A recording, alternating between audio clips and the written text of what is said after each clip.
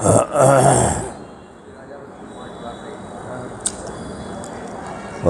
ओम हरिः ओम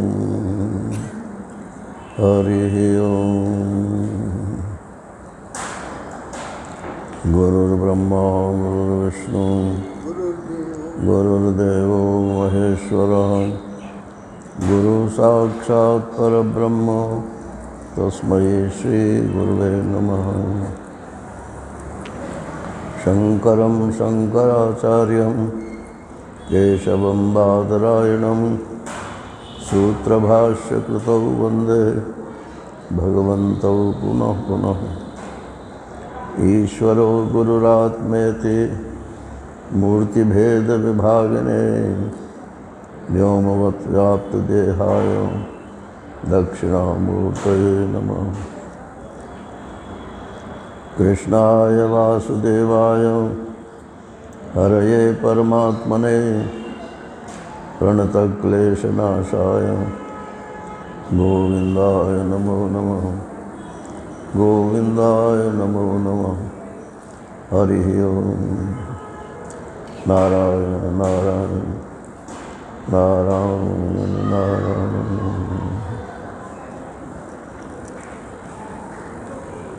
ईशावास्योपनिषद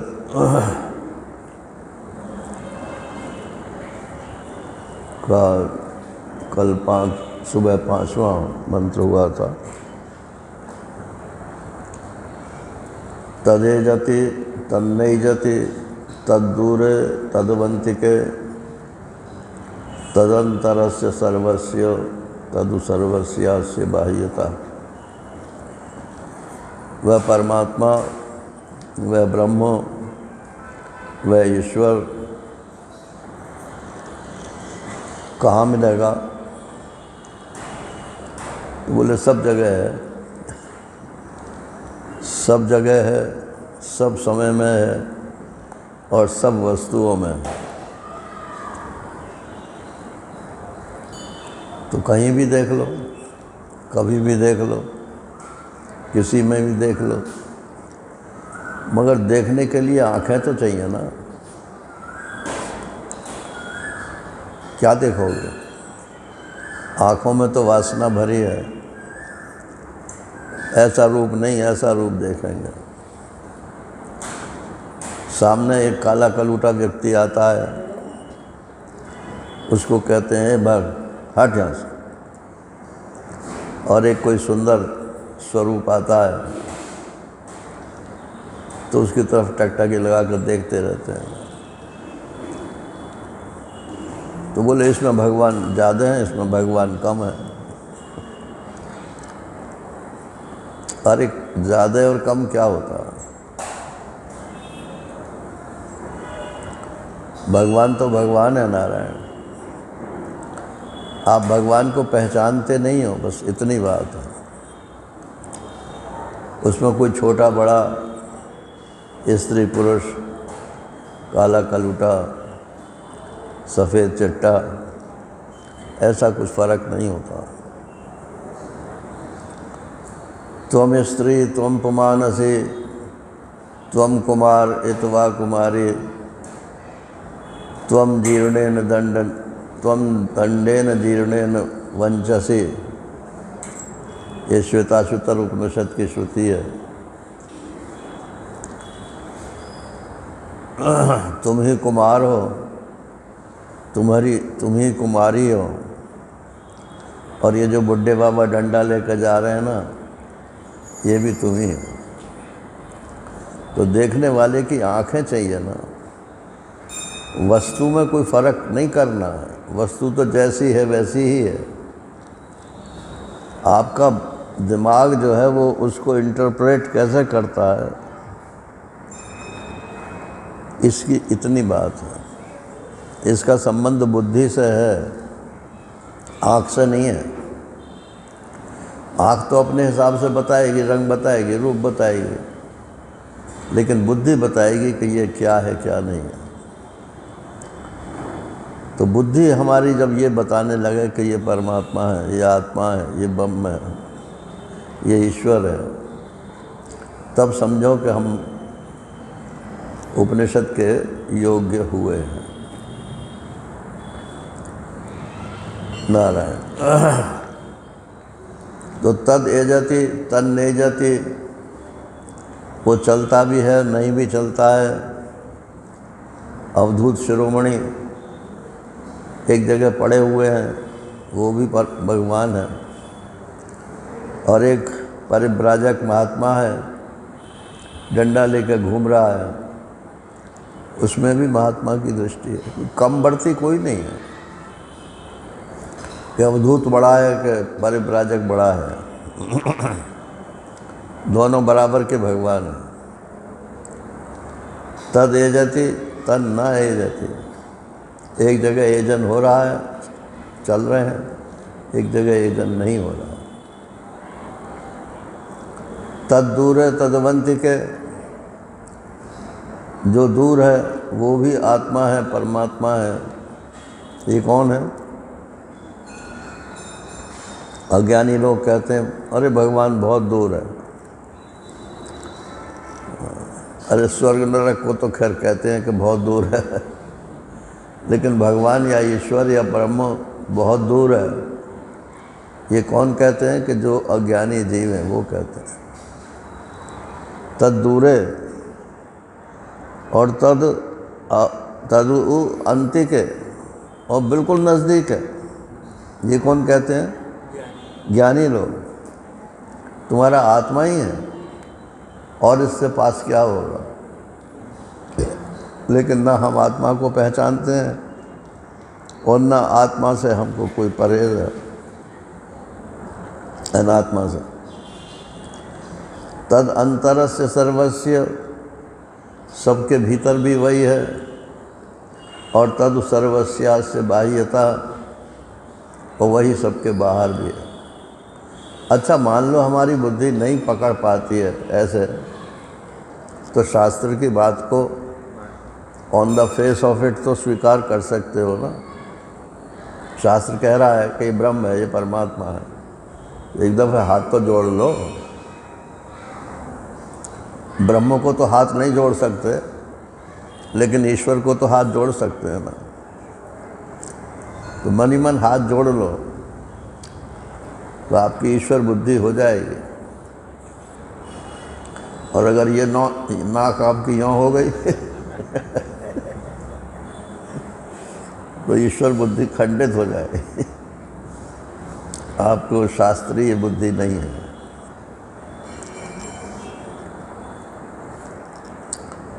अब कहते हैं कि साक्षात अनुभव कैसे हो इसका।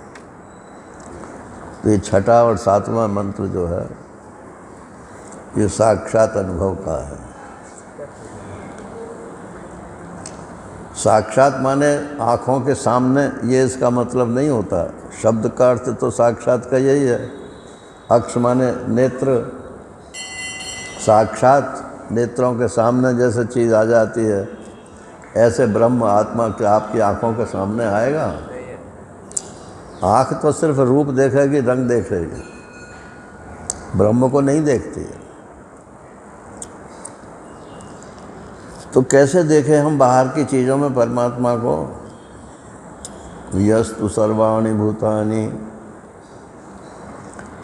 आत्मन्येवानुपश्यति सर्वभूतेषु चात्मानं ततो न विजुगुप्सते। यह तो, यह माने जो, अब इन्होंने यहाँ ब्रैकेट में साधक लिख दिया है, लेकिन भाष्य में क्या लिखा है? यह परिव्राट मुमुक्षु। परिव्राट मुमुक्षु, मुमुक्षु तो था, अब वो अनुभव की कक्षा पे आ रहा है। अब उसकी संज्ञा साधक मत लगाओ, वो तो अब सिद्ध होने जा रहा है। क्या लक्षण है? तू माने ये पहले जो कुछ किया है, इससे थोड़ी विलक्षण बात बताने जा रहे हैं। सर्वाणि भूतानि आत्मनि एव अनुपश्यति। सब भूतों को अपनी आत्मा में ही देखता है। अनुपश्यति।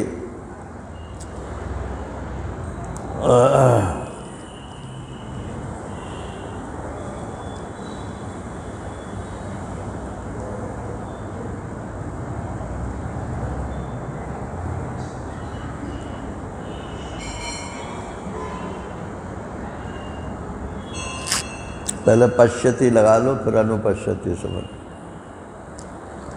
सब भूतों को अपनी आत्मा में, आत्मनि पश्यति, देखता है। सब भूतों को, भूत माने जो भी कुछ वस्तु है, प्राणी है, वो जो भी है। भूत माने जो हुआ है, पैदा हुआ है, वो भूत ही है। सामने हमारे जो कुछ भी है वो सब भूत है। एक तो भूत माने पास्ट होता है, पिछला, और एक भूत माने जो भी सामने हमारे है, जो उत्पन्न हुआ है, तो उसको अपनी आत्मा में देखता है। अब ये माइक है, इसको मैं अपने आत्मा में देखता हूँ। कैसे देखता हूँ भाई?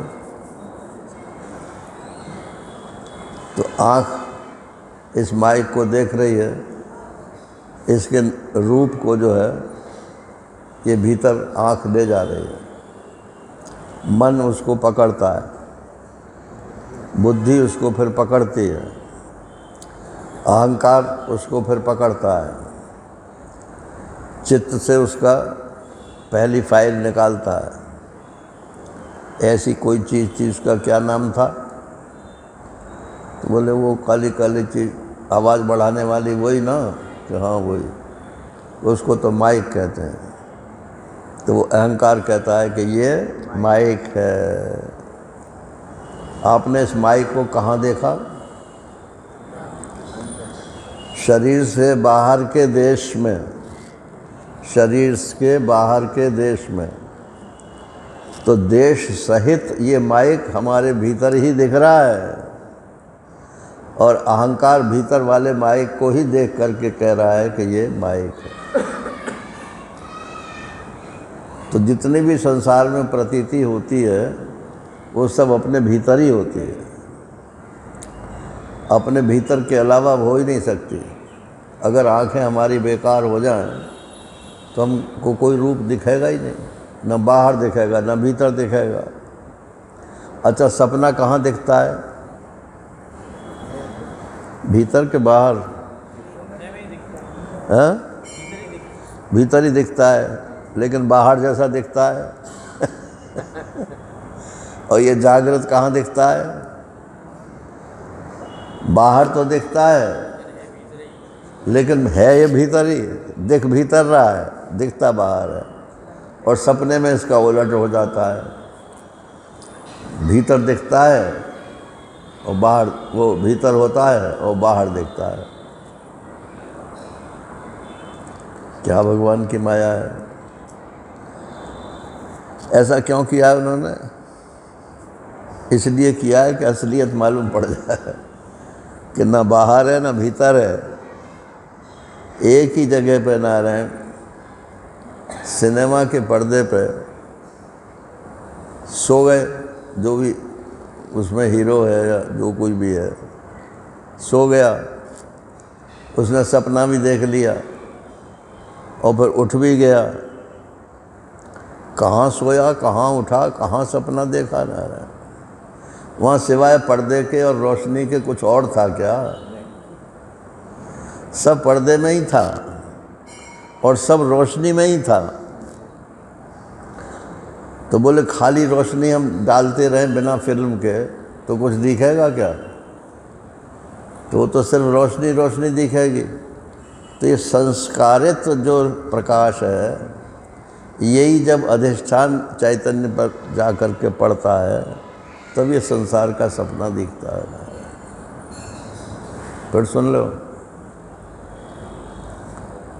संस्कारित प्रकाश, ज्ञान, प्रकाश माने ज्ञान, और संस्कार हमारे भीतर भरे हुए हैं। ये बाहर है, ये भीतर है, ये काला है, ये गोरा है, ये फलाना है, ये ढमका है। ये सब संस्कारित ज्ञान जब अधिष्ठान चैतन्य के ऊपर जा कर के पड़ता है तो सिनेमा चालू हो जाता है। बस यही दुनिया है। और स्वामी रामानंद जी ओंकारेश्वर वाले, उन्होंने वो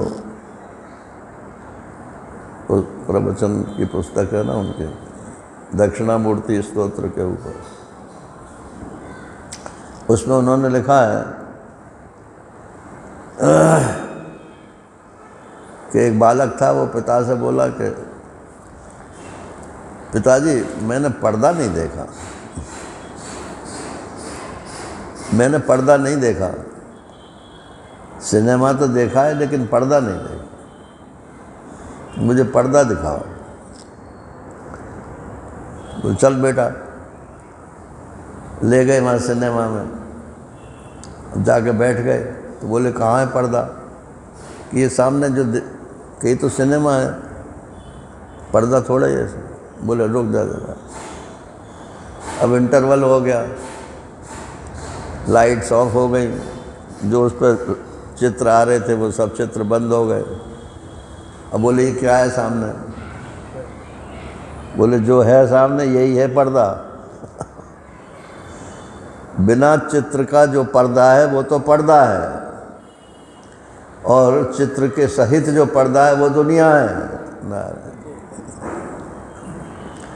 और जो संस्कारित रोशनी जो पड़ रही है उसके ऊपर, वही फिल्म है, वही चित्त जिसको बोलते हैं ना, वो चित्त है। कि भगवान ने ऐसी सृष्टि बनाई है। तो यस्तु सर्वाणी भूतानि, सब भूतें जो हैं वो आत्मा में ही दिख रहे हैं, कोई आत्मा से बाहर नहीं दिख रहे। ये फिल्म के लिए है, पर्दे के लिए नहीं। और सर्वभूतेषु च आत्मानम, और सब भूतों में आत्मा को देखता है। सब भूतों में आत्मा को देखता है। सिनेमा के सब दृश्यों में पर्दे को देखता है, और पर्दे में सब दृश्यों को देखता है, वही असल में देखता है। आत्मा में सब और सब में आत्मा।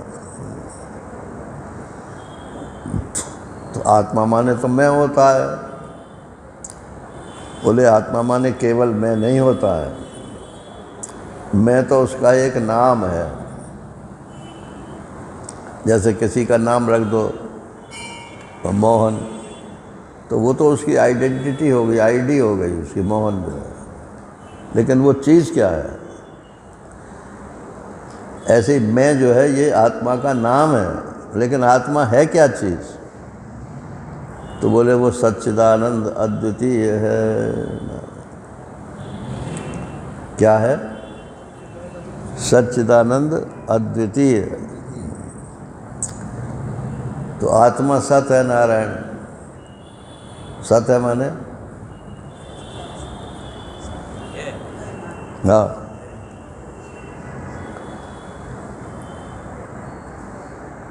जितना है भी है, सब वही है। जितना है, जो है, जहाँ है, वो सब है ही है। उसी को बोलते हैं नारायण सत। सत माने सिर्फ है, होना, एग्जिस्टेंस। और चित माने क्या है? कि जो है वो प्रतीत भी हो रहा है, उसका ज्ञान भी हो रहा है। अब मान लो गीता भवन से बाहर कोई चीज़ है, तो उसको क्या है बोलोगे? बोलो उसको तो हम है नहीं बोलेंगे, क्योंकि उसका ज्ञान नहीं हो रहा है के साथ ज्ञान होना जरूरी है। तो ये आत्मा जो है, मैं जो है, ये मैं हूँ भी, और मुझे इसका ज्ञान भी हो रहा है कि मैं हूँ।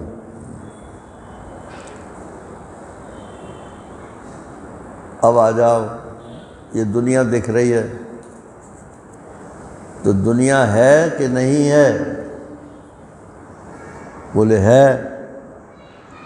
और मैं हूँ कि नहीं हूँ? कि हूँ। तो हूँ भी एग्जिस्टेंस है, सत्ता है, और है भी एग्जिस्टेंस है। दो सत्ताओं में कैसे भेद करोगे भाई? एक ही सत्ता स्थान द्वय के भेद से दो तरीके की मालूम पड़ रही है।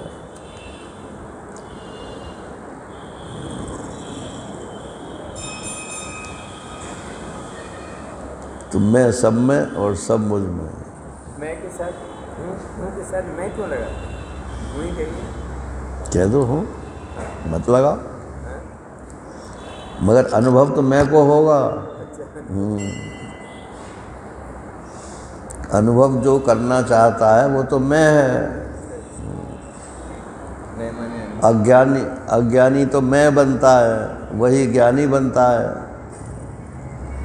मैं का अर्थ वो आत्मा समझ लेता तो ज्ञानी ही था हमेशा से, लेकिन वो आत्मा तो समझता नहीं है।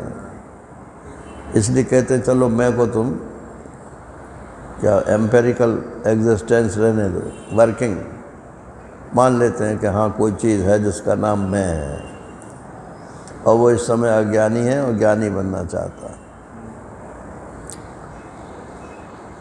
तो सब भूतों को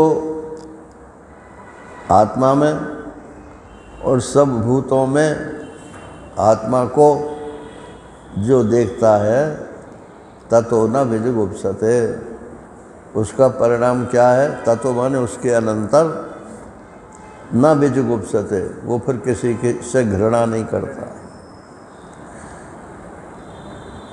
निज प्रभु में देखें जगत कासन करें विरोध। जब सब राम ही हैं, सब भगवान ही है, सब आत्मा है, तब किससे विरोध करें, किससे घृणा करें? लेकिन ये एक पक्ष है, किससे घृणा करें?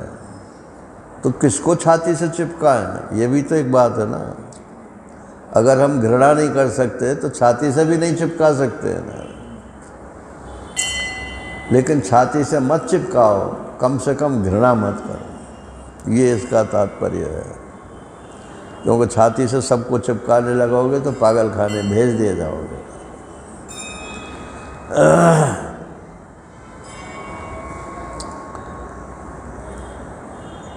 नहीं तो जेल में ठूस दिए जाओगे।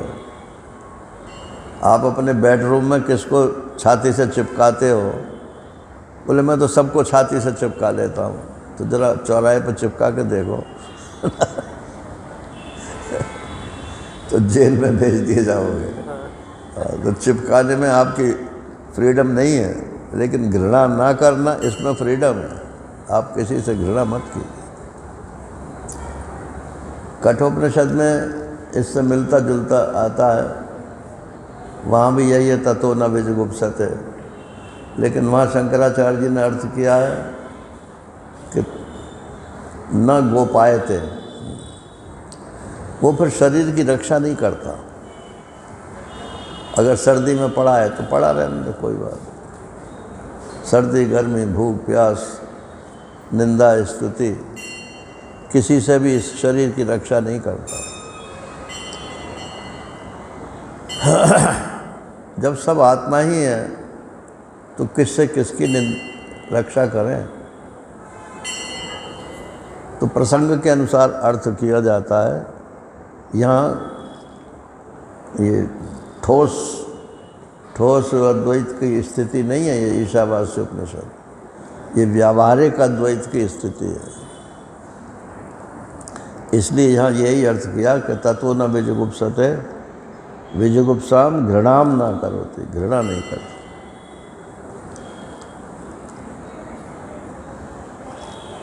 अब आ जाओ अनुपश्यति। पश्यति तो ठीक है, देखता है, लेकिन अनुपश्यति बार बार या पीछे, दो अर्थ होते, अनु के दो होते, बार बार या पीछे। तो यहाँ कौन सा लगेगा?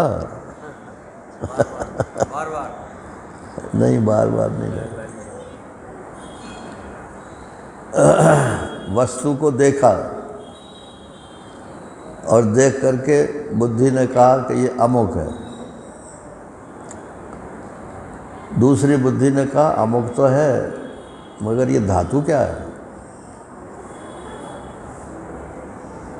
बोले लोहा है। विकल्प हुआ कि लोहा का तो इसमें लक्षण नहीं है, ये तो कोई और चीज़ मालूम पड़ती है। अब विकल्प चालू हो गए। तो अनुमाने यहाँ पश्चात है। वस्तु को देखने के पश्चात जितने विकल्प उसके बारे में होते हैं, उन सब विकल्पों का एक ही उत्तर है कि ये आत्मा है, आत्मा है, आत्मा है, आत्मा है। तो जिस समय सब विकल्पों का उत्तर एक ही हो जाए, तब समझ लो, अरे बोले कि मैं इससे घृणा नहीं करता हूँ, तो इसकी नाक से घृणा नहीं करता हूँ, या इसके कपड़ों से घृणा नहीं करता हूँ, कि इसके रहने सहने से घृणा नहीं करता हूँ, काहे से घृणा नहीं करता हूँ? बोले ये इन टोटो, चाहे इसकी कैसी भी शक्ल है, कैसे भी रहता है, कैसा भी स्टेटस है, ये तो मैं ही हूँ, मैं अपने से घृणा नहीं कर सकता। तो जैसे आत्मा अपने से घृणा नहीं कर सकता, ऐसे ही जब हम इन टोटो सबको स्वयं आत्मा ही देखते हैं, अभिन्न निमित्तोपादान कारण, कारण मत लगाओ, निमित्त भी मैं ही हूँ, उपादान भी मैं ही हूँ, और साधारण भी मैं ही हूँ। तीन कारण होते हैं। कुम्हार ने बनाया, मिट्टी से बनाया, साधारण जीवों के लिए बनाया, और सहकारी कारण भी बहुत सारे हैं। चाक है, डंडा है, पानी है, ये सब सहकारी कारण है। बोले चाहे जितने कारण इकट्ठे कर लो, सबका एक ही कारण है। कौन? क्या? आत्मा, परमात्मा, ईश्वर। ब्रह्म बोलोगे तो उसका अर्थ ईश्वर ही है। ब्रह्म बोलोगे तो वहाँ फिर तटस्थ लक्षण लगाना पड़ेगा आपको, कि ब्रह्म का तटस्थ लक्षण है, ये स्वरूप नहीं है, इसलिए सीधा सीधा ईश्वर बोल दो। ये सब ईश्वर ही है दादा, जो का त्यों, जर्रे जर्रे में ईश्वर है, जर्रा जर्रा ईश्वर है, ईश्वर ही ईश्वर है। अब बोले ईश्वर का अर्थ तो होता है कि जो सब पर शासन करे, तो ये किस पर शासन करता है? तो बोले राजा क्या अपने पे भी शासन करता है?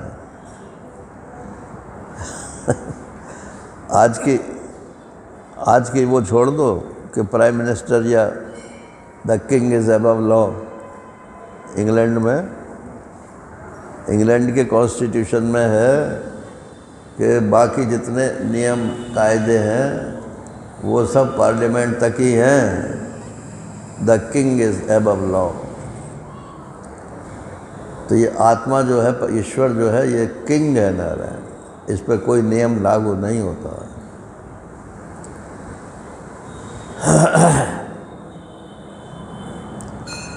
तो यस्तु सर्वाणि भूतानि, ये इसका भाष्य आप पढ़ लेना। भाष्य बहुत जोड़ का है इसका, मतलब भूल से पढ़ना तभी समझ में आएगी। हिंदी जो है इन्होंने ठीक नहीं करी है।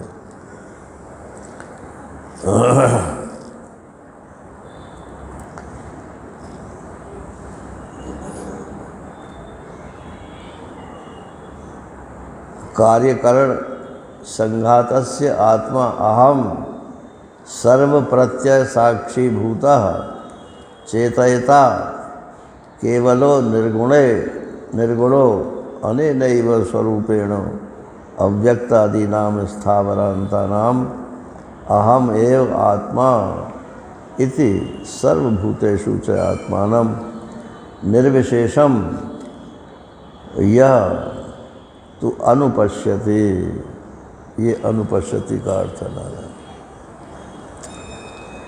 भाष्यकार की खूबी ये है कि वो लगा लिपटी नहीं रखते हैं। केवलाद्वैत उनका सिद्धांत है, तो सबकी व्याख्या जो है केवलाद्वैत तक ही पहुंचाते हैं।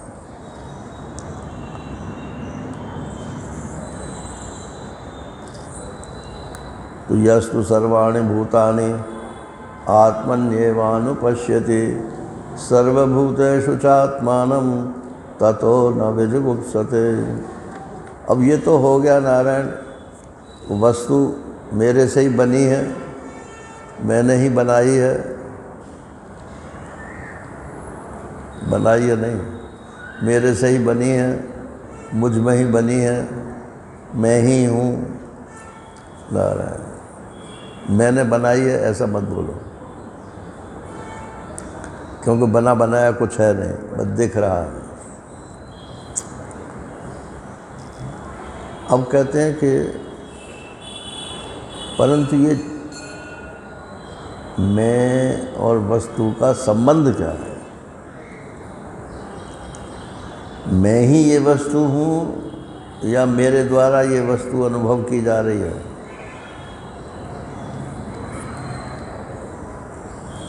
तो स्वप्न में तो सब मैं ही हूँ और मैं ही उसका अनुभव करता हूँ, और सुषुप्ति में क्या हो जाता है? वो कहाँ चली गई वस्तु है? अरे बोले जो थी उसी में लीन हो गई, मैं ही था मुझ में लीन हो गई। अब मेरे को कोई वस्तु दिख नहीं रही है, तो मैं ही हूँ, मैं ही हूँ, मैं ही हूँ। सुषुप्ति में सिवाय आत्मा के और कुछ शेष नहीं रहता। तो सुषुप्ति और स्वप्न को मिला दो दोनों को। अब जागृत की व्याख्या करो कि जागृत में जो कुछ भी दिख रहा है वो मैं ही हूँ स्वप्न की तरह से। और थोड़ी देर एक सपना, एक दृश्य, फिर दूसरा दृश्य, और दोनों के बीच में क्या है? दोनों के बीच में मैं ही हूँ। तो पहले दृश्य के रूप में मैं, दूसरे दृश्य के रूप में मैं, दोनों के बीच में मैं। तो दोनों के बीच में दोनों का अभाव और दोनों के रूप में दोनों का भाव, तो सबका भाव और अभाव मैं ही हूँ। तो बोले फिर मैं बदल गया हूँ क्या? वो बदला तो नहीं हूँ, लेकिन बदला सा मालूम पड़ता हूँ। तो सा में तो कोई हर्ज नहीं। यस्मिन् सर्वाणि भूतानि आत्मैवाभूत विजानतः तत्र को मोह का शोक एकत्वमनुपश्यतः। ये प्रसिद्ध श्रुति बार बार लोग इसको कोट करते हैं। यस्मिन माने यस्मिन काले, जिस काल में, जब सर्वाणि भूतानि, सब भूत जितने भी संसार में वस्तुएं हैं, आत्मैवाभूत, आत्मा ही हो गए हैं, माने मैं ही हूँ ऐसा उसको अनुभव हो गया है। किसको? विजानता, जिसने तत्व का ज्ञान प्राप्त कर लिया। जिस काल में तत्वज्ञानी के लिए सब भूत उसके आत्मा ही हो गए हैं, अब बताओ तत्र माने उस समय, को मोह, अब मोह कहाँ है? उल्टी बुद्धि किसके बारे में करें? जब मैं ही हूँ तो अपने बारे में उल्टी बुद्धि करेंगे क्या?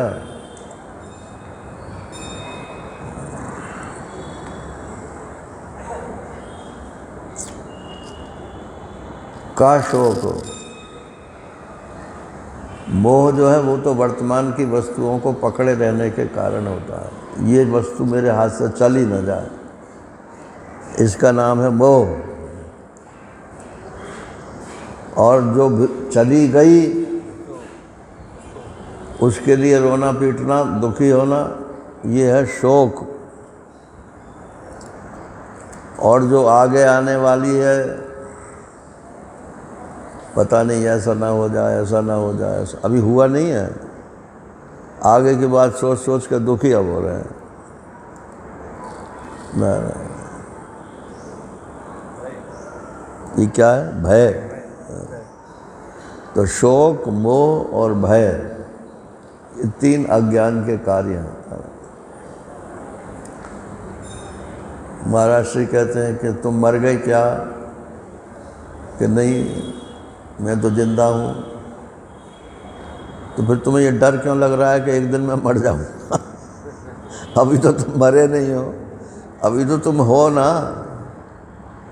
तो जो घटना अभी हुई ही नहीं है, उसके बारे में कल्पना करके वर्तमान भी खराब कर रहे हो। अरे सब मरते हैं, ये भी मर जाएगा एक दिन, कौन सी इसमें कोई नई बात हो जाएगी क्या? डरने की क्या बात? महाराज श्री के जीवन से ये बात स्पष्ट होती है। उनके बाबा भी ज्योतिषी थे, पिताजी की तो डेथ हो गई थी उनकी जल्दी, तो बाबा भी ज्योतिषी थे और काशी के पंडितों से भी कुंडली बनवाई थी उनकी, क्योंकि परिवार में एक ही लड़का था और कोई था नहीं। तो सब ने ये कहा कि इनके 19 बरस की उम्र में मार्केश है, बस 19 बरस की आयु है। तो बाबा ने कहा इसकी जल्दी से ब्याह करो जिससे आगे की संतति चलती रहे, क्योंकि फिर आगे तो कोई और होना नहीं है। अब ब्याह भी हो गया नारायण 19 बरस से पहले ही, और एक लड़का और एक लड़की भी पैदा हो गई। लेकिन इनका दिल कांपता था कि मैं तो मर जाऊंगा, 19 बरस पे मैं मर जाऊंगा। तो घर से भाग लिए। अब महात्माओं के पास जो कि हम जाते थे और उनसे पूछते थे कि एक दिन मैं तो मर जाऊंगा, 19 बरस की आयु है मेरी, मुझे मौत से बचाओ। महात्मा ने कहा हम लोग मौत से नहीं बचा सकते, लेकिन मौत के डर से बचा सकते हैं।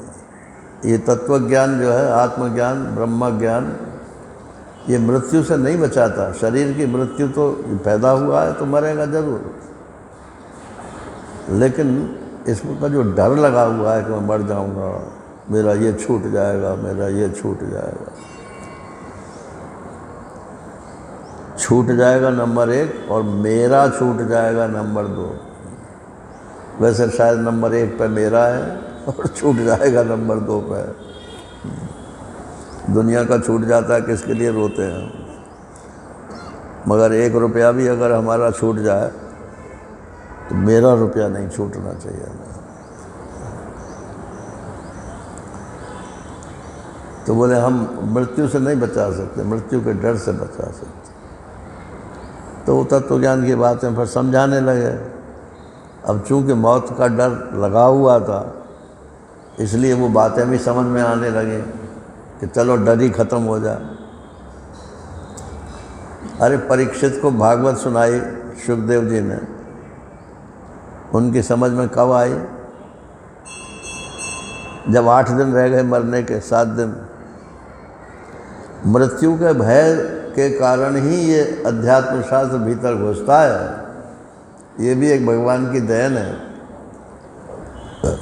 अर्जुन को गीता कब सुनी? जब उसके सामने मृत्यु का भय उपस्थित हुआ। और उपनिषद तो बहुत ऊंची चीज़ है, इसके अधिकारी तो सब नहीं हो सकते। ये तो शुद्ध जिज्ञासुओं की चीज़ है। लेकिन हम कहते हैं कि डर करके भी किसी की समझ में ये बात आ जाए तो भी भगवान की बड़ी कृपा है। तो ये शोक, मोह और भय, इसकी निवृत्ति कब होगी? जब हमें एकत्व का बोध होगा। सब एक ही है, कुछ मेरा नहीं है, कुछ तेरा नहीं है। ना घर मेरा, ना घर तेरा, चिड़िया रैन बसेरा। गाने तो बहुत बढ़िया बढ़िया है नारायण। हाँ, तो कभी कभी याद भी करना चाहिए। ना घर मेरा ना घर तेरा, चिड़िया रैन बसेरा। तो शोक और मोह वहीं होता है जहाँ एकत्व का बोध नहीं होता है। और जैसे ही एकत्व का बोध हुआ कि मैं और ये संसार एक ही है और अनुत्पन्न एक है। एक तो ये है कि उत्पन्न होकर के एक है, और एक ये है कि ये उत्पन्न ही नहीं हुआ। मैं ही था, मैं ही हूँ, मैं ही रहूँगा। आत्मा ही था, आत्मा ही है, आत्मा ही रहेगा।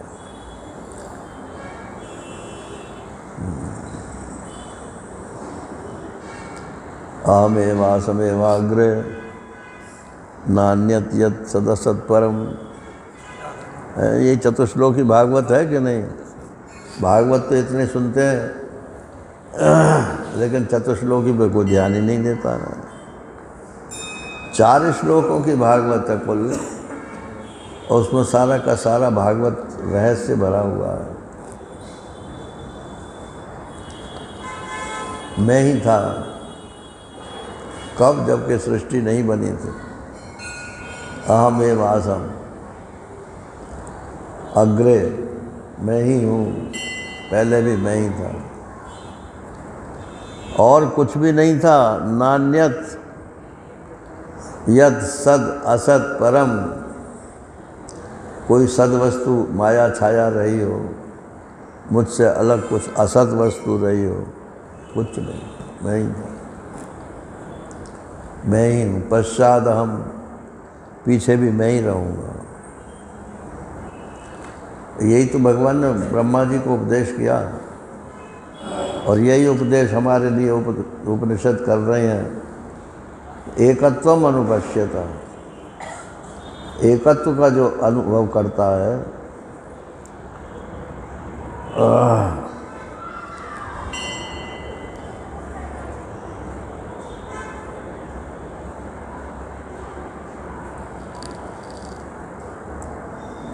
एक शिवोहम सोहम संप्रदाय वाले हैं ना, वो कहते हैं कि आत्मा ने सृष्टि बनाई, आत्मा से सृष्टि बनी। वेदांत तो कहता है किसी ने नहीं बनाई, बनी नहीं, ब्रह्म ही ब्रह्म है। वो भी वेदांती हैं, लेकिन वो कहते हैं कि आत्मा नहीं बनाई, आत्मा ही बना हुआ है, और बिगड़ने पर भी आत्मा ही रहेगा। उसी को लेकर के स्वामी रामतीर्थ की एक गज़ल है, मुझी से हुई इब्तिदाए दो आलम। इब्तिदा माने शुरुआत। मुझी से हुई इब्तिदाए दो आलम, मुझी से क़याम उनका रहता है मुहकम। मुझी में फ़ना होंगे एक दिन, शिवोहम शिवोहम शिवोहम शिवोहम। लेकिन ये वेदांत नहीं है नारायण।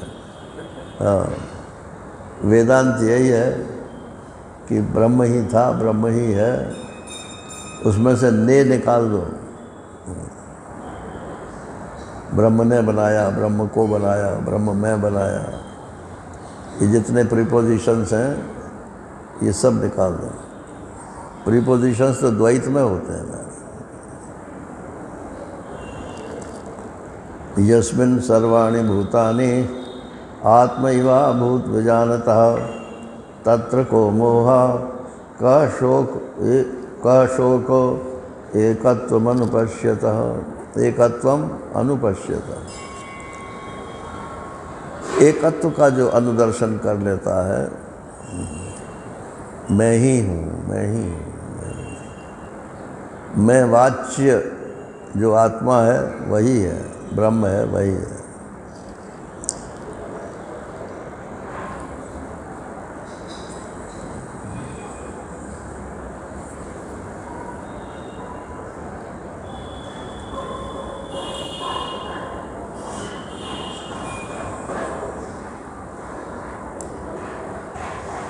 अब यहाँ भाष्यकार की एक पंक्ति है,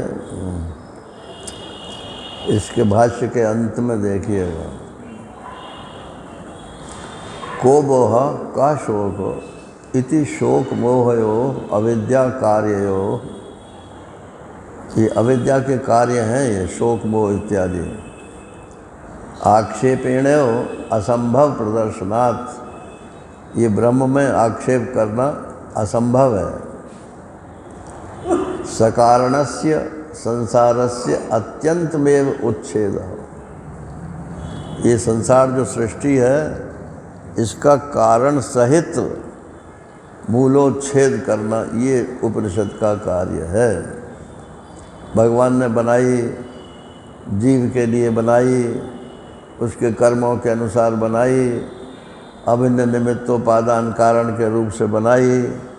ये सब जितने वाद हैं ये शुद्ध वेदांत नहीं है। शुद्ध वेदांत को समझने के लिए वाद हैं, पक्ष हैं। वाद माने पक्ष होता है, जैसे कोर्ट में वादी होते हैं ना, पक्ष। तो ये पक्ष है। सिद्धांत क्या है कि संसार का अत्यंत उच्छेद है, इसमें कार्य कारणता लाने की कोई ज़रूरत ही नहीं है। ज्यों का त्यों परमात्मा, ऐसा परिच्छेद है प्रदर्शितो भवति। अब कहते हैं कि ये जो आत्मा है इसका जरा स्वरूप और बताओ, कैसे हम सोचें। ये 8वां मंत्र जो है ये शुद्ध आत्मा का नहीं है। इसमें 2 भाग हैं, एक शुद्ध आत्मा का है और एक ईश्वर का है। तो मंत्र तो आज पढ़ देता हूँ, अर्थ कल करेंगे। सपर्यगात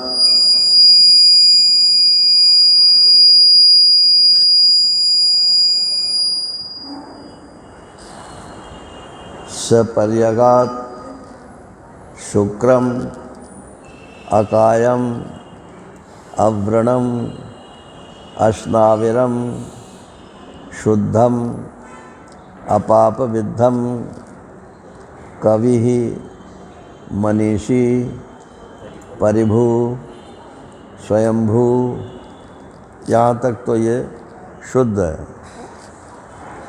याथा तथ्यथोर्थान व्यदधात शाश्वतीभ्य समाभ्य, ये ईश्वरता है नारायण।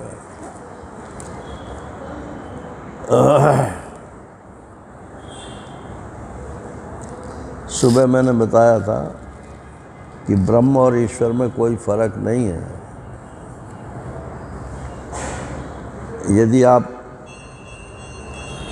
अत्यंत वैराग्यवान हैं तो आपको ब्रह्म चाहिए, और थोड़े वैराग्य में कमी है तो घबराइए मत, आप ईश्वर की उपासना कीजिए।